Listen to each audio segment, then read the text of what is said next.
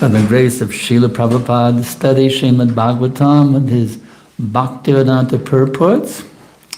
It's a very easy verse to remember, 9, 10, 11.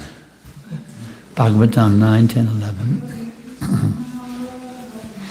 Om Namo Bhagavate Vasudevaya. Om Namo Bhagavate Vasudevaya. Om Namo Bhagavate Vasudevaya. Om Namo Bhagavate Vasudevaya. Om Namo Bhagavate Vasudevaya. Om Namo Bhagavate Vasudevaya. Rakshodamena Vrikavad Vipina Samaksham.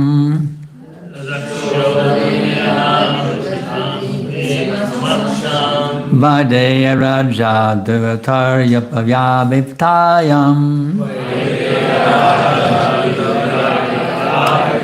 Vatavane Kripanavat Priyaya Vyakta. Chisanginam Gatamide Patavangshacharam.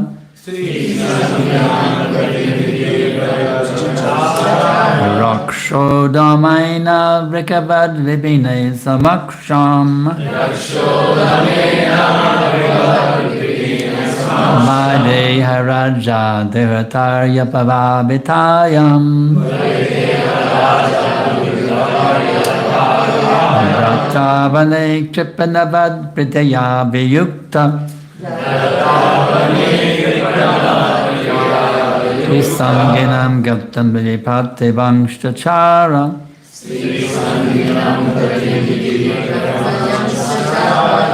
Rakshodamena Vrikavad Vipine Samaksham.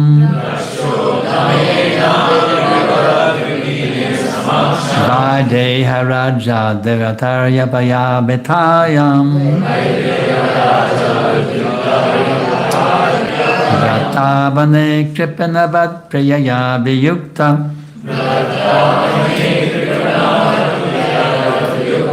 Trisanginam Gatamiti Pratavangshachara.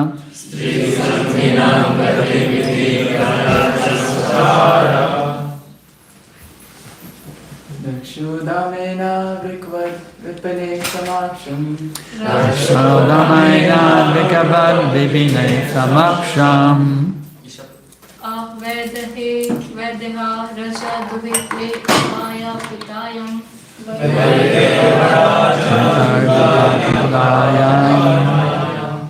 Prataravane Kripana Priyaya Viyukta. Ratavane Kripanavat Priyaya Viyukta. Stri Sanginam Gatim Iti Prathayam Chachara. Trisanginam Gatam Itapaya Vagvatam Chachara.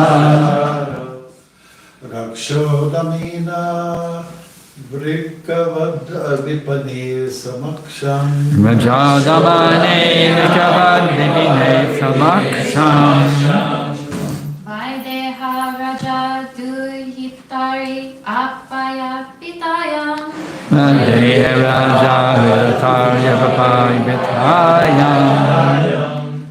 Ratavane Kripanavat Priyaya Viyukta. Ratavane Kripanavat Priyaya Viyukta. Trisanginam Gatim Iti Pratayam Chachara. Sanginam Gatim Iti Pratayam Chachara. Rakshodamena Vrikavad Vipine Samaksham. Rakshodamane Vrikavad Vipine Samaksham. Vaideha Raja Duhitari Apaya Pitayam. Vadeha Raja Devatarya Payabhitayam. Praratravane Kripanavatiya Viyukta. Ratavane Kripanavat Priyaya Viyukta. Stri Sanginam Gatimiti Pratayam Sachara. Sanginam Gatamiti Pratayam Chachara. Rakshodamena Vrikavad Vipena Samaksham. Rakshodamena Vrikavad Vipine Samaksham. Vaideha Vadeha Raja Virataya Vapagrayam. Vane Vipanavat Priyaya Vikurta Vane Kripanavat Priyaya Viyukta. Sri Sanginam Gatim Iti Prathayam Shachara Sri Sanginam Gatim Ikadapaya Vakchara. Raksha Adamena Vipine Samaksham Adamena Raksha Vipine Samaksham Vaideha Raja Duhitra Apaya Pitayam Vadeha Raja Vipayam Bratravane Kripanavat Priyaya Viyukta Vane Kevanavat Priyaya Viyukta Sri Sanginam Gatim Iti Raksha Adamena by the most wicked among Rakshasas Ravana. Vrikavat, like a tiger. Vipine, in the forest. Asamaksham, unprotected. Vadeha Raja Dhritari, by this condition of Mother Sita, the daughter of the king of Videha.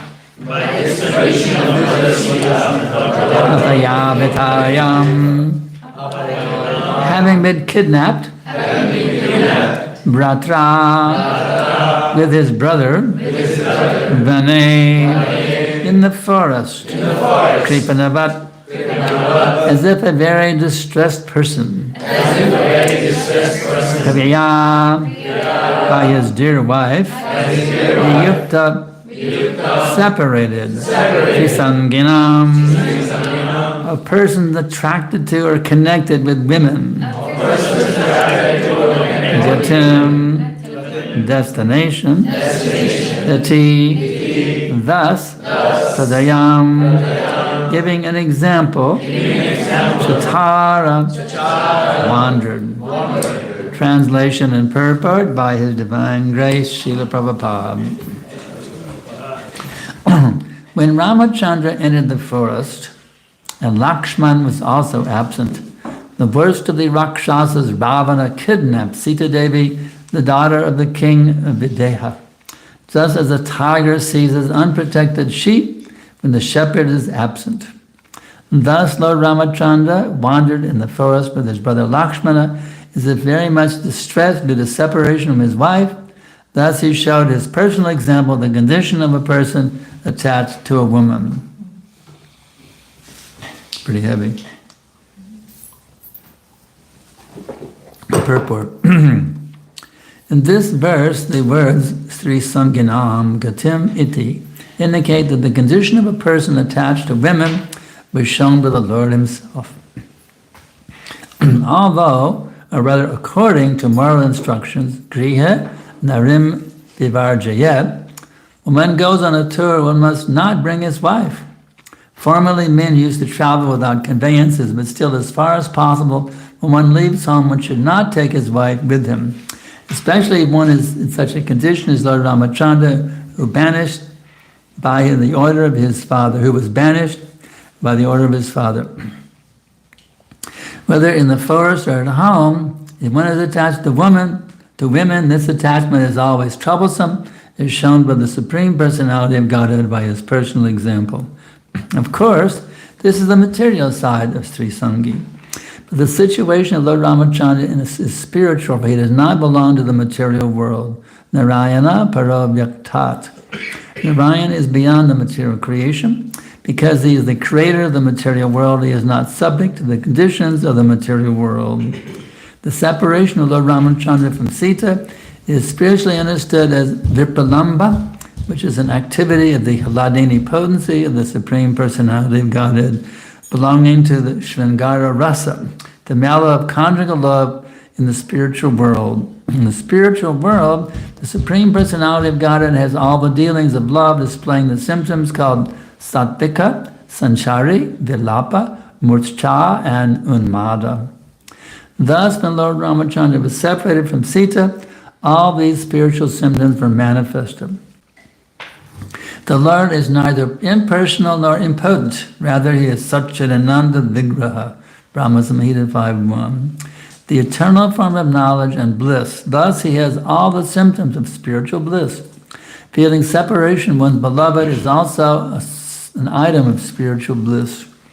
According to Srila Sarup Damodar Goswami, Radha Krishna Pranaya Vivektir Hladini Shakti. The dealings of love between Radha and Krishna are displayed as the pleasure potency of the Lord. The Lord is the original source of all pleasure, the reservoir of all pleasure. Lord Ramachandra therefore manifested the truth both spiritually and materially. Materially, those who are attached to women suffer, but spiritually, when there are feelings of separation between the Lord and His pleasure potency, the spiritual bliss of the Lord increases. This is further explained in Bhagavad Gita 9.11. Abhajananti mang mudha manushyam tandamashritam padang bhavam ajananto mamabhuta maheshpadam. One who does not know the spiritual potency of the Supreme Personality of Godhead thinks of the Lord as an ordinary human being, but the Lord's mind, intelligence, and senses can never be affected by material conditions. This fact is further explained in the Skanda Purana as quoted by Madhvacharya.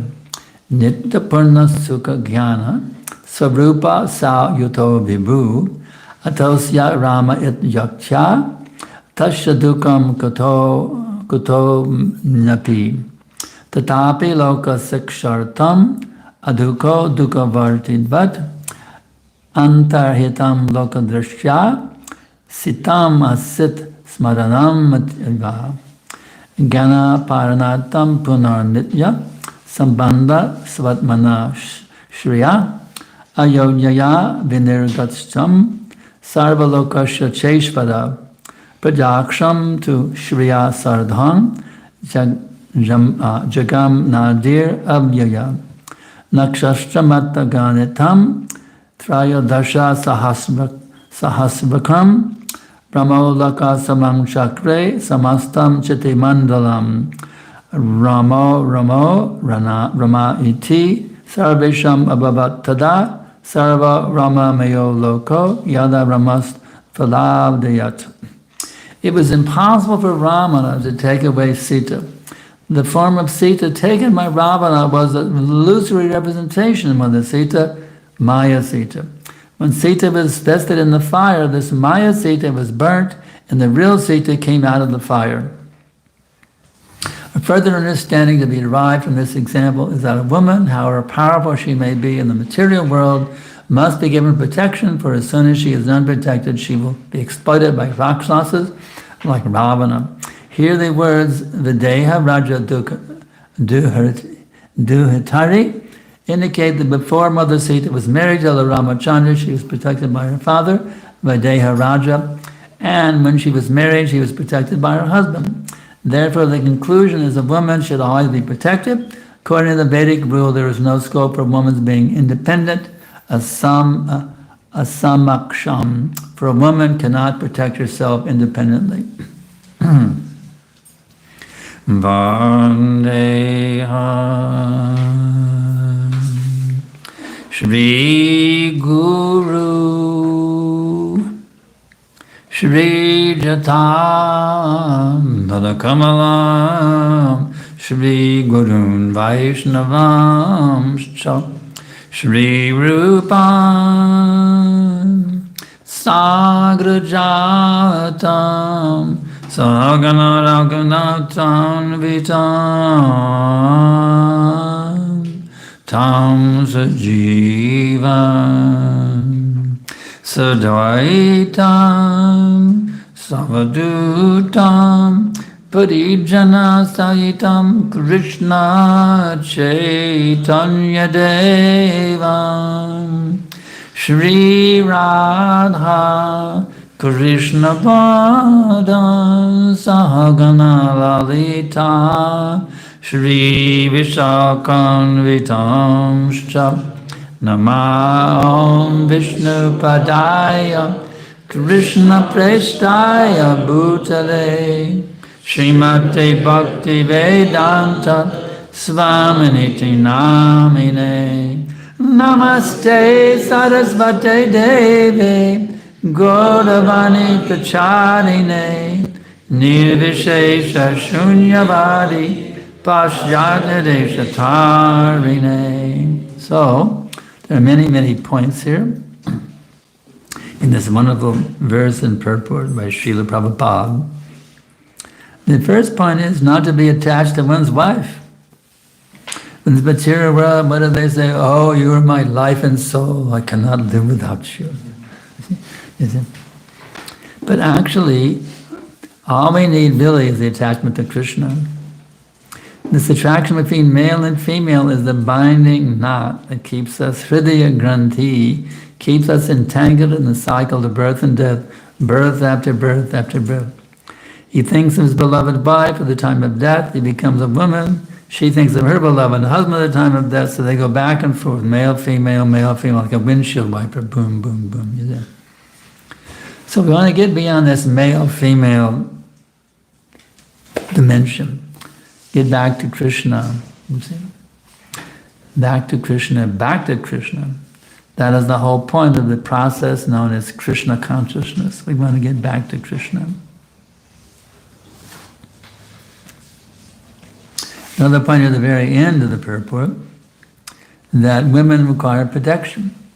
They should not be independent. Of course, now they say, women's live, you see. But actually, think about it in practical terms. I mean, really get into practical terms. Women are raped, men are not raped, you see. It's very common. How many cases we have of some man getting raped by a woman? 0. You see. So it's very common sense proof that women require protection. They may say women don't require protection, but it's very common sense, obvious proof that even a materialist can understand. Women don't rape men, men rape women. Therefore, women have to be protected. So Prabhupada's presenting something here which is very common sense, it's very down to earth, it's not some kind of a pie in the sky when you die by and by philosophy. It's very, very down to earth. How to get reconnected with our actual identities. We do have actual identities. It's not that identity is false as the Mayavadis want to tell us. Actually, you have no identity. You simply must merge back into the oneness. That's what they tell us. But this idea of merging back to the oneness is another form of sense enjoyment. Actually, sense enjoyment. It's subtle sense enjoyment, that's all. I couldn't make it in the business world, I couldn't make it in the music world, I couldn't make it in the academic world. I tried so many ways to make it, so now I've become God. It's just another form of sense gratification, that's all. So any form of sense gratification means we're trying to keep ourselves in the center. But it doesn't work. Krishna is the emanator of everything. I'm the source of all material worlds. Everything emanates from me. So you want to be the center. Let me see if you can imitate everything. Can you imitate everything from yourself? How about Toronto? Can you emanate Toronto from yourself? Or how about Ontario or Canada or North America? How about the planet? How about this whole universe? Can you emanate it from yourself? When they claim to be God, go and emanate a universe from yourself. Let's see if you can do it. See if you can pull it off. Emanating a universe from yourself. You see. So it's actually ludicrous. It's absurd. You see. It's the philosophy of a rascal, actually, merging back. And these rascals, so-called gurus, they say, I'm God, you're God, we're all God. It's actually quite amazing. When I was a young college kid looking for self-realization back in the 60s, this is really amazing. At the Methodist Student Center, they had Swami Satchidananda come and say, I'm a God, you're a God, we're all God. The Methodist Student Center, saying, teaching, we're all God, you see. Amazing thing. The Methodist Student Center? But these rascals mislead us, they cheat us from actually coming to the real point of understanding our identities, you see. We are part and parcel of the Supreme, that makes sense. That's logical. We're obviously part of something much bigger than ourselves. We're not the complete whole. So how to become in a state of perfect harmony with that complete whole? That is called self-realization on the ultimate level of Krishna consciousness. How to re-harmonize ourselves. See? Just like when I was a kid, I played in the violin in the all-city orchestra, you see. But every instrument had to be under the direction of the conductor. If you're not under the conductor's direction, you have to be corrected. You've got to be under the... Then there's a beautiful symphony orchestra. You know, if everybody plays under the conductor's direction, then it makes a very beautiful thing. So the supreme conductor is Krishna. And we have to learn how to be under his direction, then the whole thing is beautiful and wonderful. And if somebody is out of sync with the conductor, then they can't be a part of it. Just like when they recorded, when George Harrison was recording the devotees, one devotee wasn't, and he couldn't synchronize it. George sent him out of the room. You can't be part of this recording. You can't match, you're out. So we have to learn how to be connected, you see. And that process is called Vaidhi Bhakti, you see. How to get yourself in tune, how to be properly attuned. You chant Hare Krishna, Krishna Krishna, Hare Hare, Hare Rama, Rama Rama, Hare Hare. You bow down before the deity, you take prasadam. All these things are there, wonderful things which help us get back in tune, you see. And if you can't get back in tune, there's benefit even if you can't really, just the attempt to get back in tune will benefit you, you see. But if you take it seriously, take the guidance of senior devotees, like we have Bhakti Marg Swami here, you see. Take advantage of senior devotees who can show you the way, who've been trained by Prabhupada, you see. If we take advantage of such association, the very merciful, kind-hearted, expert association, then we can actually learn how to really get in tune, you see. And then you start to get a taste. That's called Raganuga Bhakti. These are both within sadhana. There's Vaidhi Bhakti and Raganuga Bhakti. Then you say, well, this is really ecstatic. Dancing in front of the deities. Wow, it's bliss. You know, seeing the arti or offering the arti, or hearing a class or giving a class. We say, this is really sweet. I get high on this. You see, I get high on this. Better than marijuana or Johnny Walker or whatever. Speaking about Johnny Walker, I have to make a side point here. When I come to India, and I'm shocked, because India is the land of religiosity. You've all experienced it. You come through passport control, what's the first thing you see greeting to the Holy Land of India? Johnny Walker. Can you imagine? Johnny Walker. And then Russian vodka is the next. And even more shocking is all the Indians are lined up with their Johnny Walker and Russian vodka, a big queue to buy their Johnny Walker. So this movement is meant for revolutionizing the Holy Land of India and the whole material existence, actually. There's an amazing verse that Prabhupada mentions in the Itihasa Samuchaya. It's an amazing, amazing verse. I can't get over being amazed by how amazing this verse is.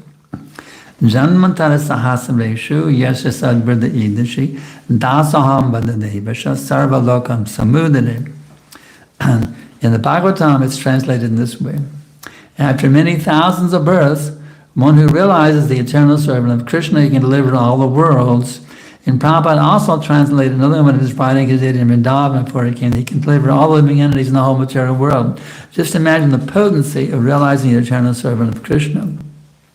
You become empowered actually to preach, to spread Krishna consciousness. Just by realizing, I am the eternal servant of Krishna. Let's all repeat it. I am the eternal servant of Krishna. Now you're empowered. You're empowered to go out and spread this movement, you see, to liberate the fallen souls by reminding them, you are the eternal servant of Krishna. That's who you really are, you see. We're struggling for identity. There's a popular term, psychological term, what's it called? Identity crisis. He's having an identity crisis. In psychology, you've heard that term in psychology? Well, even the psychologists are having an identity crisis because they don't realize I am the eternal servant of Krishna. So this is the great blessing of Srila Prabhupada. He has come to teach us who we actually are. Our philosophy is very simple. Know who you are and be who you are. We had a book table last year at the Body, Mind, and Spirit Expo in Austin. Many people got the books, but one lady said, she was holding a Bhagavad Gita. What's this book all about? No, but should I buy it or not? She was holding a Bhagavad Gita. I said, this book tells you how to know who you are. It tells you know who you are and be who you are. Oh yeah, I'll buy that. Even an atheist, my dear atheist, would you like to know who you are? Oh no, I don't. Everybody would like to know who they are. Everyone would like to know who they are, isn't it? Is anybody who wouldn't want to know who they are? I see.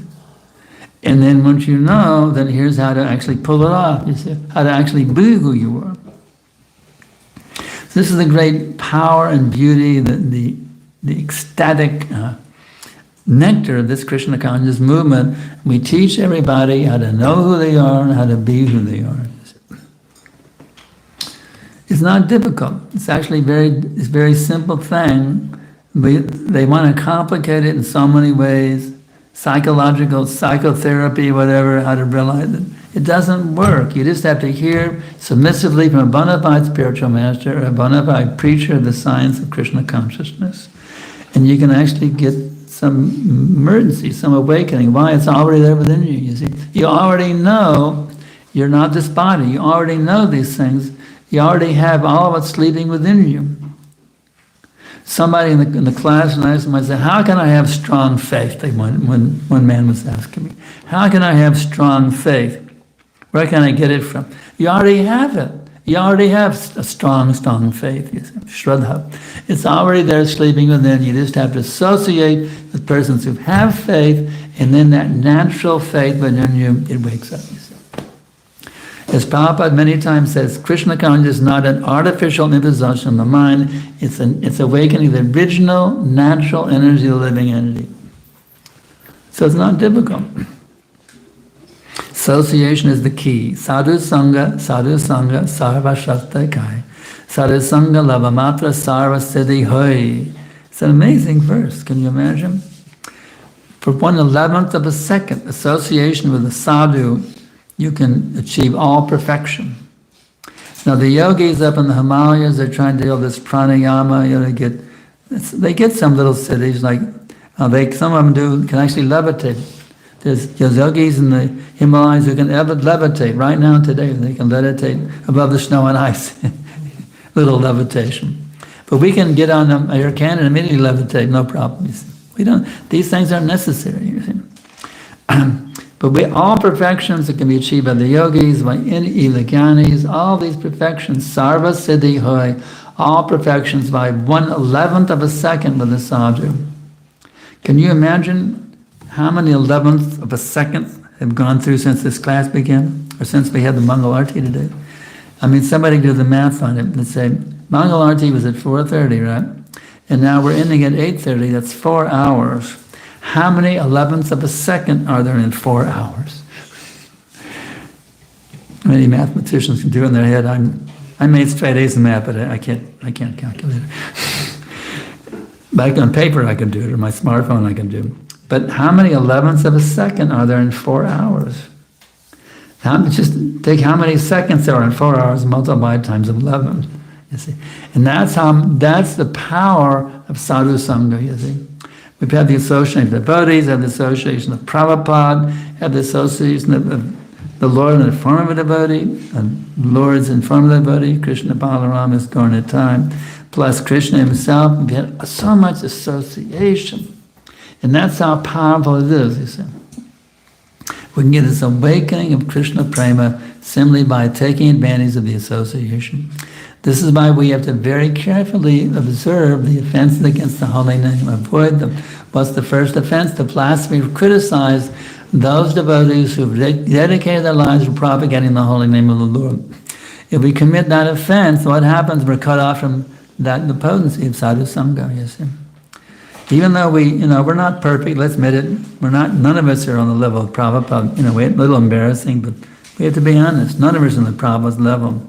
But still, Prabhupada accepted us as sadhus. In spite of all of our faults, he accepted us as sadhus. So let us take advantage of the ISKCON Sadhu Sangha. And Prabhupada is actually present in all of this sadhu sangha. Prabhupada is present in the heart of every follower, disciples, grand disciples. Prabhupada is present through every one of them. You see, anybody who's reading Prabhupada's books and probably sincerely trying to follow Prabhupada's books, Prabhupada is present in their heart. You see, so we take advantage of Prabhupada's presence in all the sincere followers of ISKCON, and in these books, and in the deities, and everything. Prabhupada is just manifested like anything. You see, take advantage of the association of Prabhupada, then our lives can become literally sublime. We can actually be living in the spiritual world, even while situated here in Toronto, Ontario. You see? You don't have to go back, you don't have to leave your body and be taken on a Vaikuntha airplane, but back to the spiritual world, to be in the spiritual world. You can be in the spiritual world right here, right now, this very lava mantra.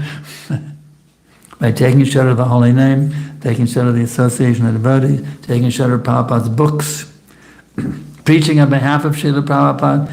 It's all here right now waiting for us. We just got to cash in on the mercy. So we have 15 minutes left for objections, criticisms, questions, etc. Additions, subtractions. Now's your chance. Speak out. Raise your hand. Question, whatever. Are we going to end class early? Yes. Krishna, Prabhu, thank you for class. You mentioned the shloka, love matra sadhu sangha, separately away. We see that you also give the example that from Mangalarti to till now, we have so much sadhu sangha. Yeah. Still, how do we take the full advantage of sadhu sangha? How to take full advantage of it? Well, we have to realize every lava mantra here that I'm going through, Krishna Bhakti is fully present at every nanosecond. You see. So it's a matter of becoming attentive. You see, you got to tune in.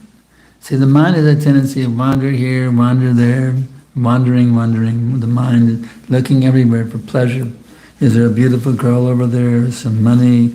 The mind is wandering, trying to enjoy you, subtly wandering, even though physically we're not engaged in nonsense, our minds are going around and around and around the merry-go-round, looping the loop around the Milky Way, etc., etc. So we have to bring that mind in. We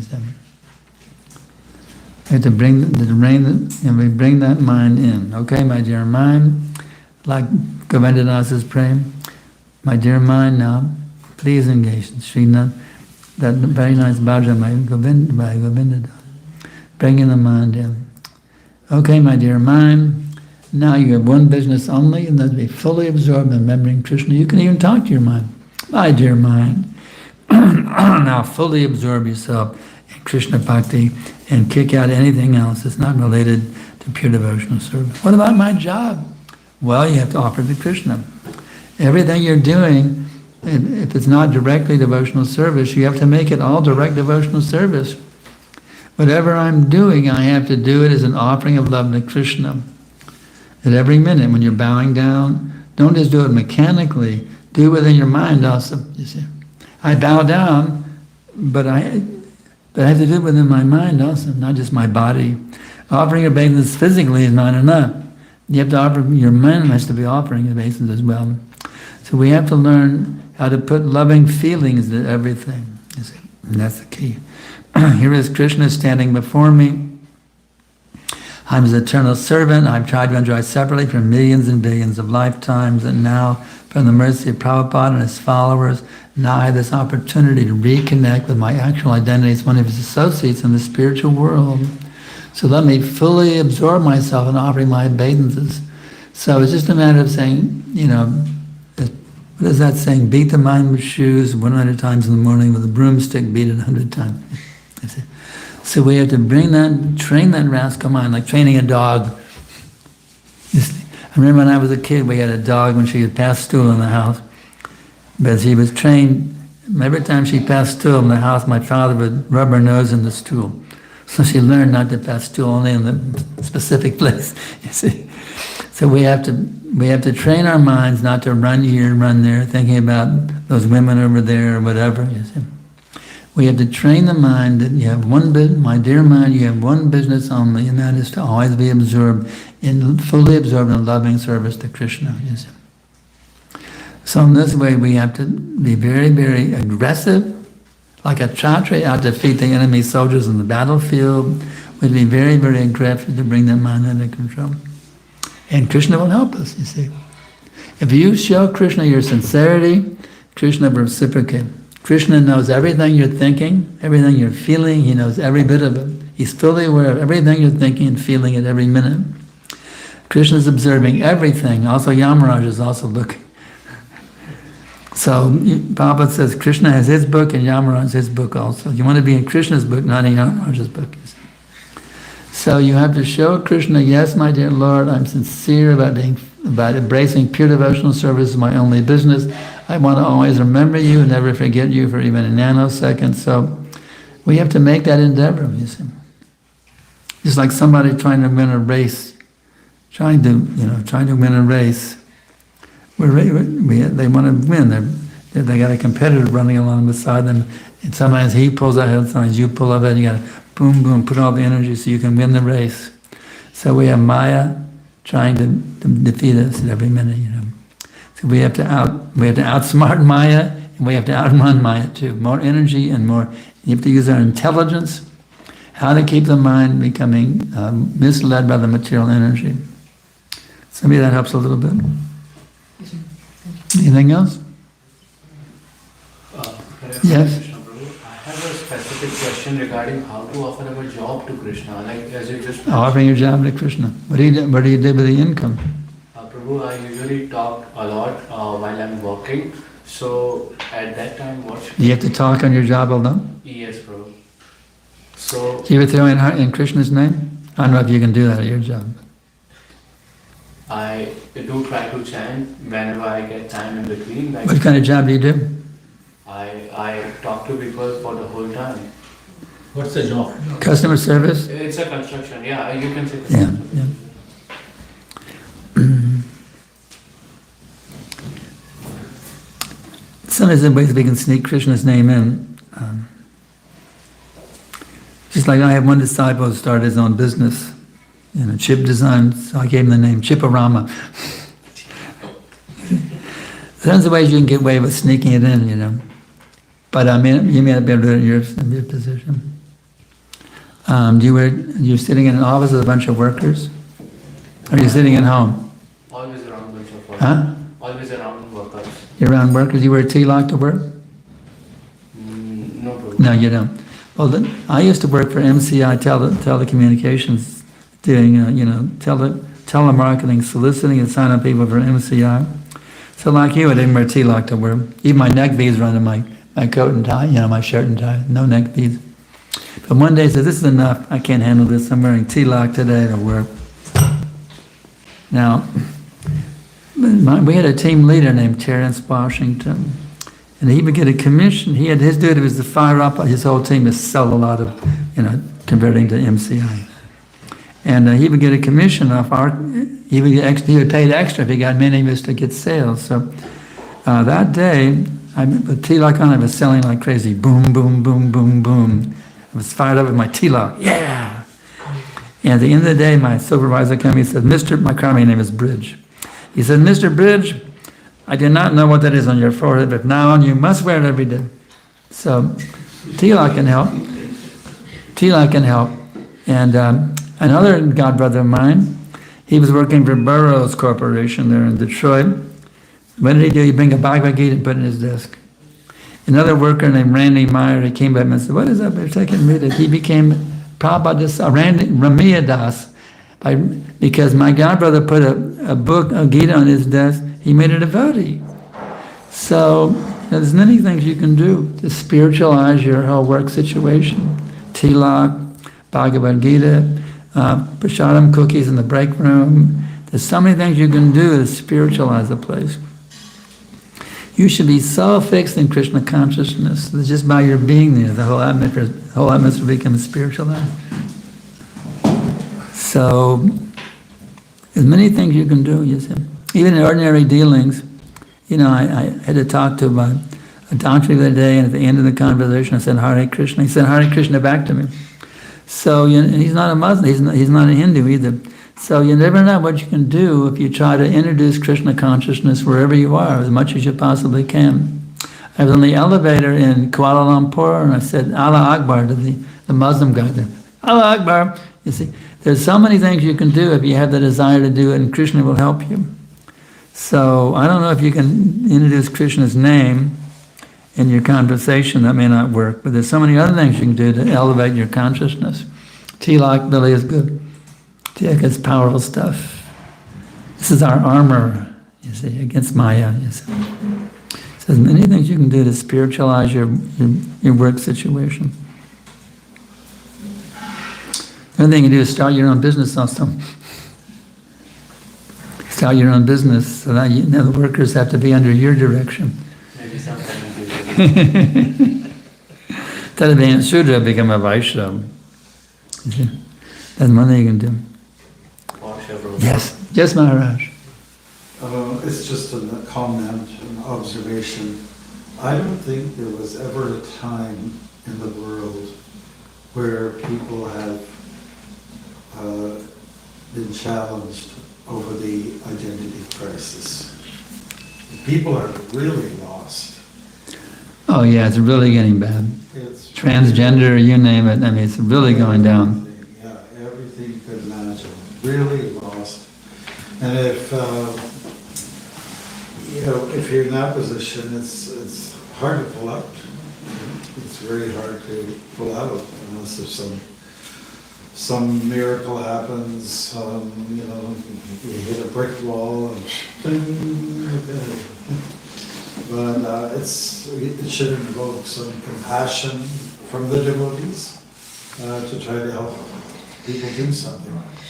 It's true, if you have compassion, Krishna will guide you how to Krishnaize whatever you're doing. People hit rock bottom. Sometimes there's advantages to that. I was in one community where there was so much bickering going on and so much division taking place. One devotee in the crowd said, "Hey, this is a great moment." And he clarified this. It's a great moment. We've gone so low, you can't go any lower. You can only go up from here. We hit rock bottom now. The only way is up. Yeah. There's so many. Thing is, Krishna gives the intelligence how to Krishnaize in any and all situations. That's called preaching. The preacher means who wants to turn the whole thing around. Wherever you are, how can I turn the situation around and bring it towards Krishna? Is that bad? Anything else? Got about three more minutes? Yes? What does forming an intimate relationship with Krishna mean? What does that intimacy represent? What's the question? What does it mean to form an intimate relationship with Krishna? You don't have to form one, you already have it. Intimate relationship means you're very dear to Krishna and he's very dear to you. Actually, Krishna is already your dearmost friend. You don't have to form an intimate relationship, you already have it. You just forgot it, that's all. Now you simply have to remember it. Krishna is my dearmost friend, Suhrit. Seshidhamma Sarabhutanam, he is the most intimate, well-wishing friend of all living beings. So it's already there now, awaken it by, what's this technique how to do that? Oh yeah, Hare Krishna, Krishna Krishna, Hare Hare, Hare Rama, Rama Rama. Actually, every devotee is the dearmost devotee. Can you imagine that? How can every devotee, as a buff example, the queens in Dwarka, every one of them was treated like the dearmost queen. She was thinking, well, Krishna always comes to my palace, what about those poor other queens? I'm the favorite queen. Every queen felt she was the favorite. But actually, Krishna can do that with every single devotee. That devotee can feel, Krishna treats every single devotee as the most special of all the devotees. That's a fact. So you already have that intimate relationship. Now just come back to it by embracing the process of Krishna Bhakti is described in detail in the Nectar of Devotion. Read the Nectar of Devotion and follow it, and you'll actually come back to that intimate relationship. It's there within you, just waiting to be woken, waiting to be awoken. Okay? We have time for one more quick question? Or are we going to adjourn early today? Just a quick note that we have a Mhm. few books in case anybody's interested. We have a few books in case anybody's interested. Book? We have some books. Oh, some of my books are here? Okay. So, anything else? You look like somebody different from many years ago. Jai Shri Guru. And you think of like different realizations about Krishna interacting with the devotees, you know. And I was at the Christian farm in Tennessee for a number of years, and I thought, well, whatever Krishna wants me to do, you know, I'm a pawn. I was like a pawn, and he would move me here and move me there, and he would send me to a specific devotee, you know. It was kind of nice, you know, and just be What does he say? moved around from place to place. I can't hear so well. My hearing is kind of bad. What did he say? He said he was on a farm in Tennessee, the Krishna farm in Tennessee, and he felt like he was just a pawn in Krishna's hands, and he was like, "Hey Krishna, move me here, move me there." It was really fun. You can feel that way right now too, Prabhu. You can feel that way right now. A little bit. It's available for you right now. Yeah, a little bit. I'm trying to continue to do some small books, you know, and pay for them myself, and, you know, cultivate a positive. When a devotee becomes 70, 75 years or older, you know, you have to try to have a sequence of events where you keep your body. Okay, let me get a translation now. Keep your body functioning. I can't hear so good. Let him repeat it. He is about 75 years old. 75? No, 75 years young, Prabhu.